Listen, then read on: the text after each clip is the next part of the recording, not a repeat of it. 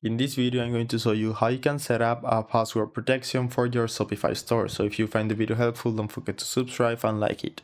Firstly, I want to let you know about this special offer for Shopify that will get you any Shopify plan you want for just €1 per month for the next 3 months. So you can choose any plan. So in my case, I have chosen the most expensive one, which normally it will be almost €400 per month. But with this special offer, it's just €1. So I will leave the link with this offer on the description below so you can take that advantage and use Shopify for very cheap. Now after you have your Shopify plan, just go to online store and then click on preferences right here.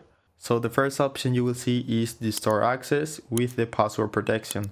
So as you can see, you can enable or disable this, and this will restrict the access to visitors, and only people with this password will be able to access your store.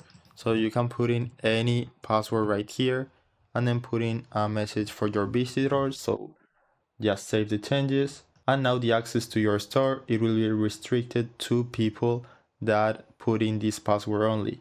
If you want to make your store public again, just disable this, save, and you will see the online store is now open to everyone. So I hope it was helpful, and thanks for watching.